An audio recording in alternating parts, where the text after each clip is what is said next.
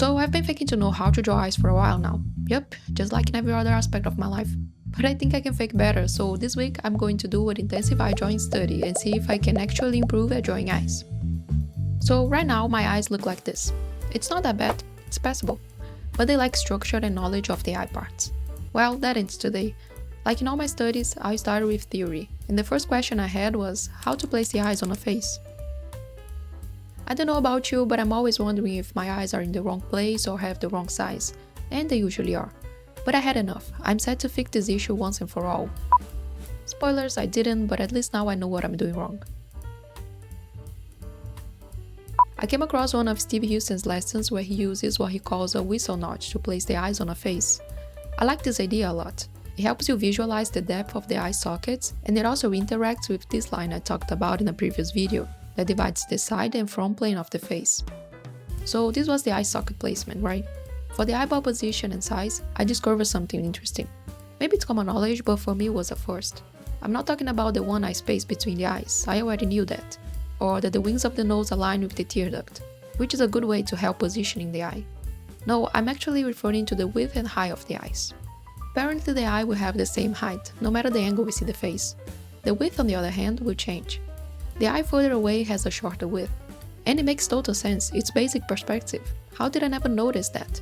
Well, at least now I know, and with this completely new perspective on the subject, I started studying the structure of the eye, also known as boring anatomy stuff. I'll try to be quick about this terminology of the eye. I bet most of you have already heard about this stuff, so think of it like a revision, or just skip this part. But don't leave the video yet. I didn't show you how much I improved. I did, I swear. Okay, so the eyeball is a sphere. It's made of the sclera, which is the white of the eye. The color portion is the iris, and the black opening in the middle of the iris that lets light in is the pupil. The cornea is a transparent convex shape that sits on top of the iris. So when we see the eye on profile, we'll get a bit of a bump there. It's also worth mentioning that the iris will only be a perfect circle on front view. When the eyes turn to the side, it becomes oval. That's pretty much for the eyeball. For the other parts, I had a different approach.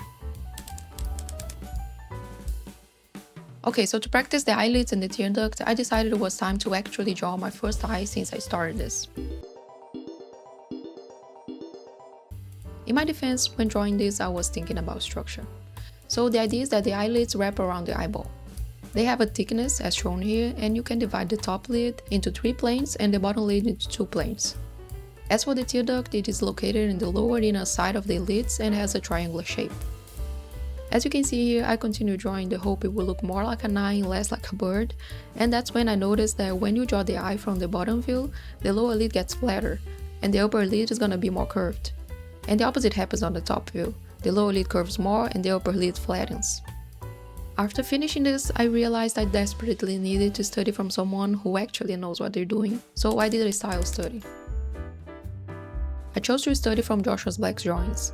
He has this beautiful semi-realistic style that I think is what I need in this step of my learning process. I noticed on one of his drawings that he drew a simple shape for the eye, and I used that as my first step.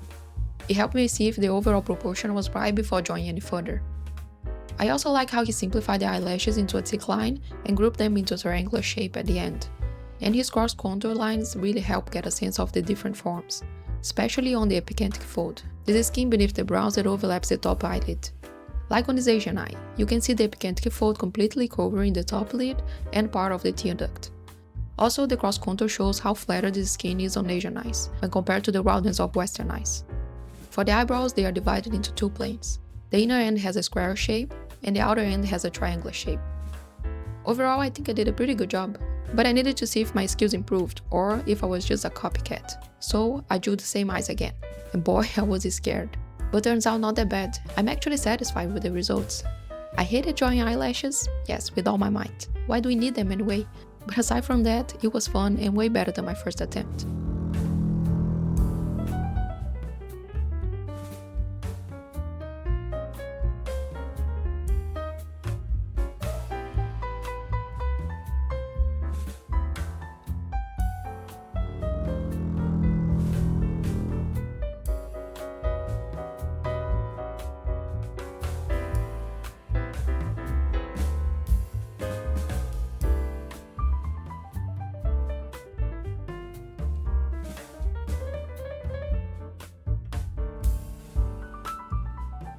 But I didn't stop here. I don't always want to draw eyes up close with all these details. I also need to know how to simplify them, right? It's time to draw both eyes. And since this is a simplification study, I try to draw without zooming in too much on the canvas to avoid adding more details than necessary. To check if my proportions were right, I placed the finished drawing on top of my reference. I had some trouble with placing the eyes, especially with the distance between them. At first I tried to eyeball another eyeball between the eyeballs, but it turns out I'm terrible at eyeballing.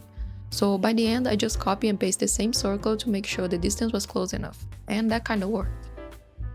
As for the simplification, I think I did okay. I liked how these drawings turned out. This was not bad either. Geez, let's just forget the first one. Moving on, my last study was on color.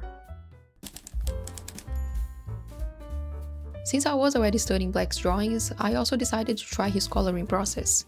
I started by coloring my lines with a saturated red tone and then put some base colors.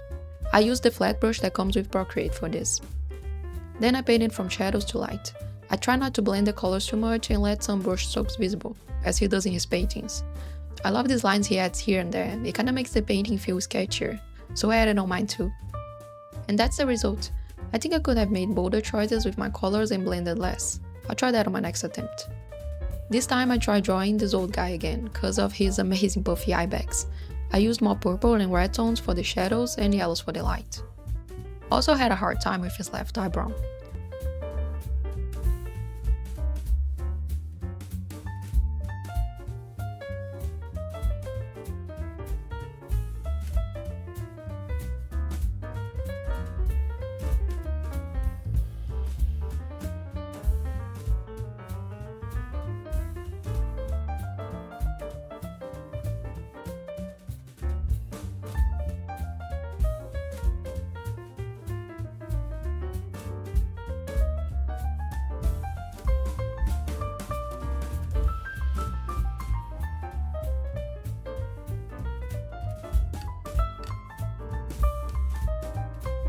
So what do you think? I feel it's so much better than my previous attempt. Sometimes you just have to spend hours and hours drawing to improve. Easy peasy. If you found this helpful in any way, you can let me know by clicking the like button or tell me in the comments, or both. And if you want to see more content like this, you should subscribe.